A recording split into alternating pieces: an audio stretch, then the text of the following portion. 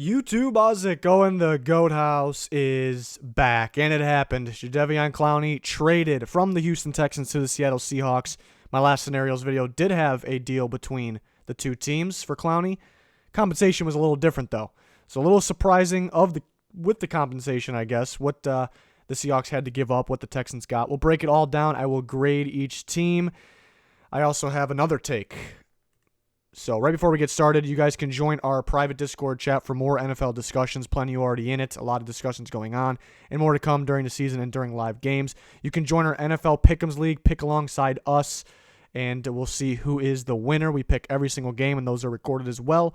Bonus videos, plenty more. All you do is go to that link at the top, patreon.com/thegoathouse, or you can click the link towards the top of the description to find out more info. We have a 40K subscriber goal by the end of this year. Please help us out by subscribing, turn on notifications, click that like button, check out our Twitter. All of it would be much appreciated and worth it because we got you covered for the NFL in season and in the off season, as you can tell here. So go ahead and click those buttons, I suppose. So there's the deal. Texans get a third-round pick, Jacob Martin and Barkevious Mingo, and the Seattle Seahawks get the Jadeveon Clowney. I had a little more of compensation going back to Houston. And the Texans fans definitely they thought they were getting Laramie Tunsil at one point. They thought they were getting a first-round pick at one point. They thought they were getting Trent Williams at one point. So it's got to be very disappointing for them. Those were never realistic. I knew that, but I still thought they would be more than what the Texans actually got here. But Clowney wasn't going to play, so a deal had to be made. That was my point last video towards the Texans fans. They were not understanding it, though. A deal had to be made.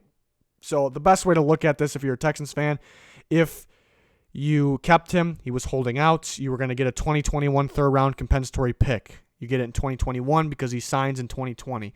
So you get that third-round pick this year. It's better to get it this year than in 2021 draft, 1 year really.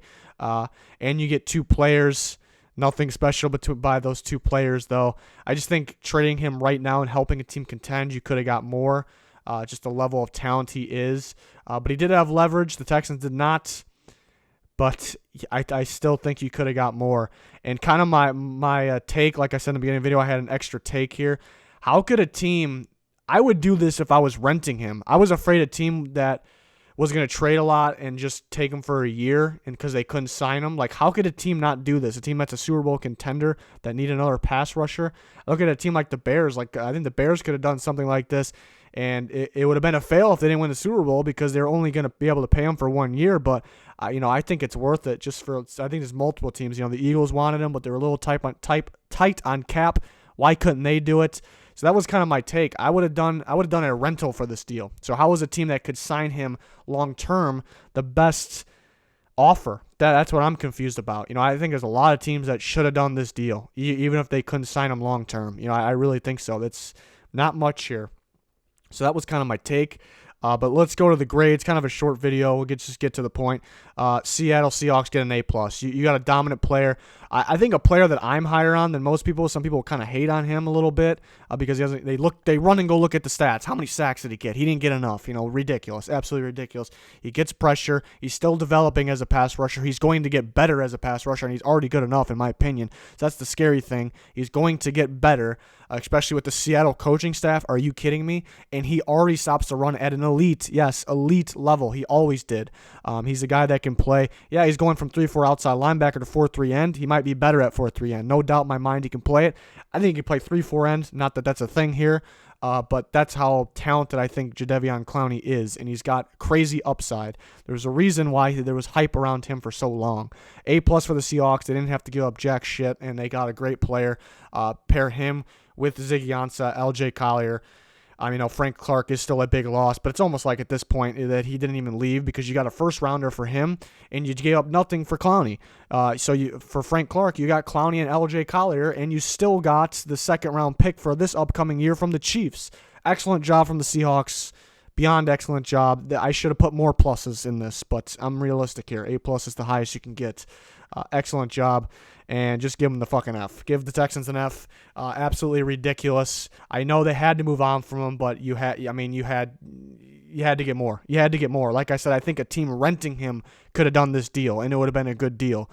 This team is going to use him to help them contend this year for the playoffs and for many years to come.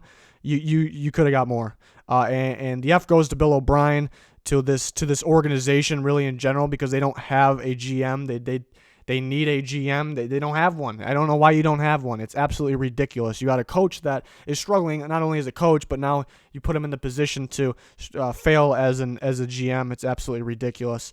And the Texans fans got to be mad because they thought they were getting too much, more than it was realistic, and now they got nothing, basically. So, I mean, if you want to find a positive, like I said, you were going to get a 2021 compensatory pick, and you got a 2020 third-round compensatory pick. So the same thing, a year or better with some mediocre players. So I guess that's the positive way to look about it, but it's a fail. It's no good here. Not a good deal. It's an unfortunate season for the Texans already, and it hasn't even begun. And it's a shame because you have some top-tier talent in Deshaun Watson, DeAndre Hopkins, and J.J. Watt, and you got a bright future in Justin Reed and a couple guys that you drafted, but it's tough, very tough. So that's going to do it. Short one, got to the point. Let me know your guys' thoughts. I'm still surprised that was the compensation because I do think a team should have offered better. A team that just was trying to contend and need just that next piece. I thought they could have offered better. So it's kind of I think the Seahawks win in this deal, and every other team that could have afforded Clowney loses in this deal. I know Texans lose the most, but that's my take. Please subscribe.